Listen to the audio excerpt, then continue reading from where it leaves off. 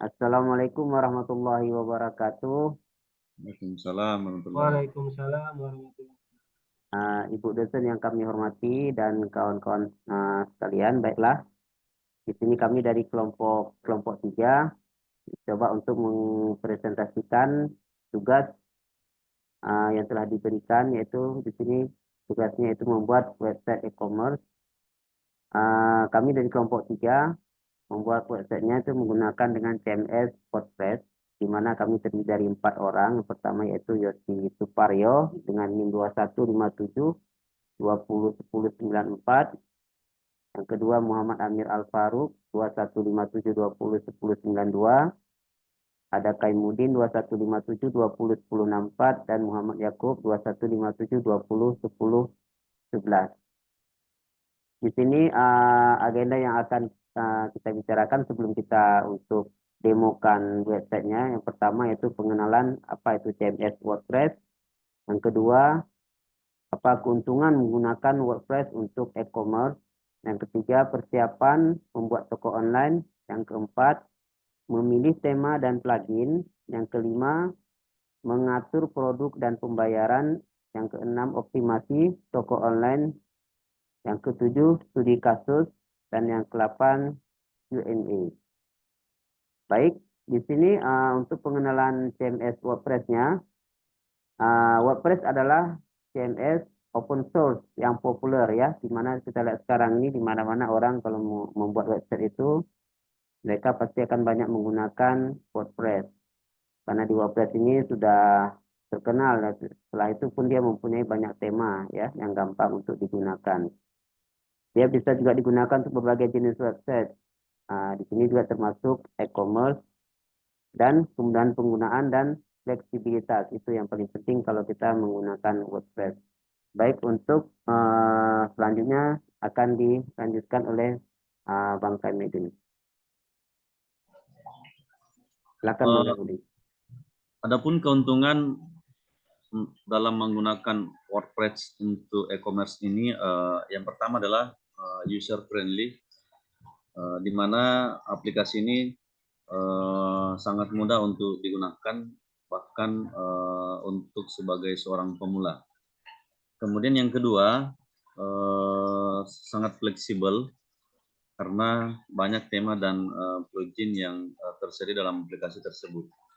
Kemudian yang ketiga, SEO friendly, di mana memiliki fitur-fitur SEO yang built-in.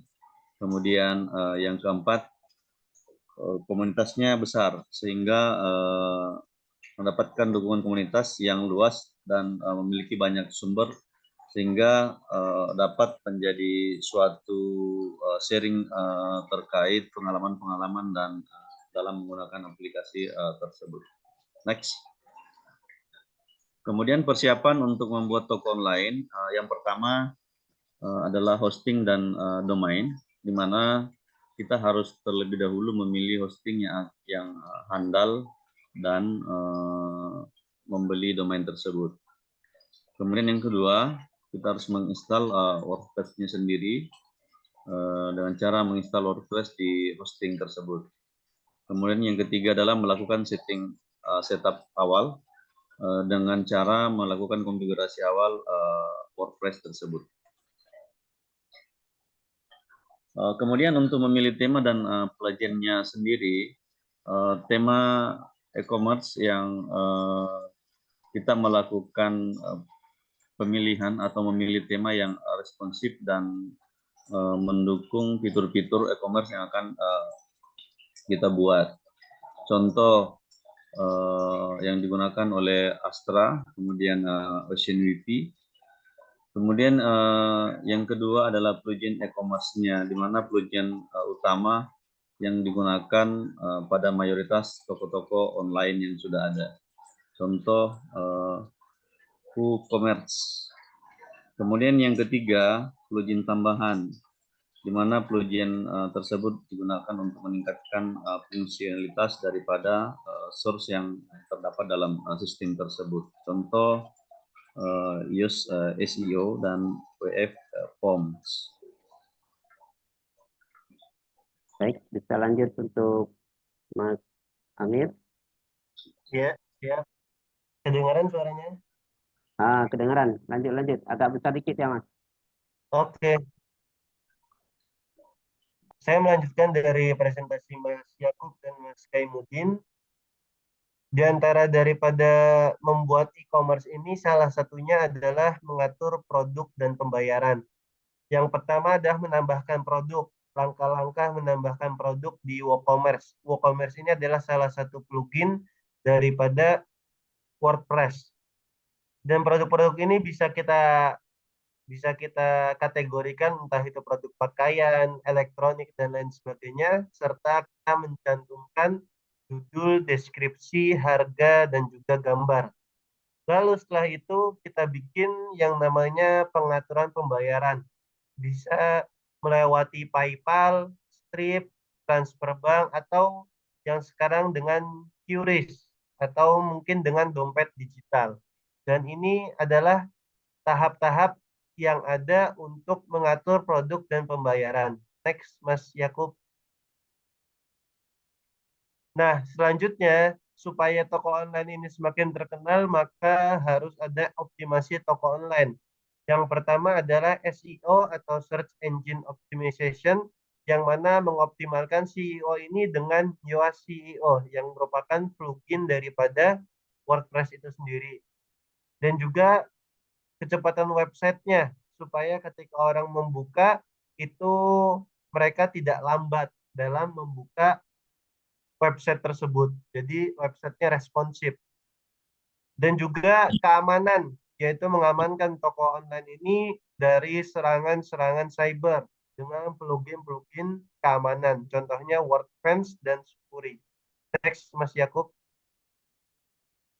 Nah, dan terakhir, yaitu adalah studi kasusnya kami membuat toko online elektronik yang nanti insya Allah akan dijelaskan oleh Mas Yosi Suparyo, yang mana beliau sekarang belum hadir dan nanti insya Allah beliau akan menjelaskan di kesempatan berikutnya. Demikian presentasi kami dari kelompok 3. Bila ada salah kata, salah ucap, kami mohon maaf. Untuk pertanyaan nanti bisa menyusul karena ini adalah dengan pembuatan video. Dan kami menutup ini dengan semoga apa yang kami sampaikan bisa dipahami oleh semuanya dan juga bisa memenuhi tugas kelompok dari kelompok 3 untuk mata kuliah e-commerce. Demikian, wassalamualaikum warahmatullahi wabarakatuh. Waalaikumsalam warahmatullahi wabarakatuh.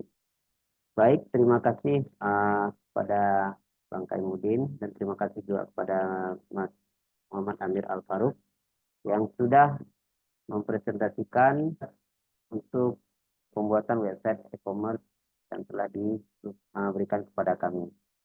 Untuk selanjutnya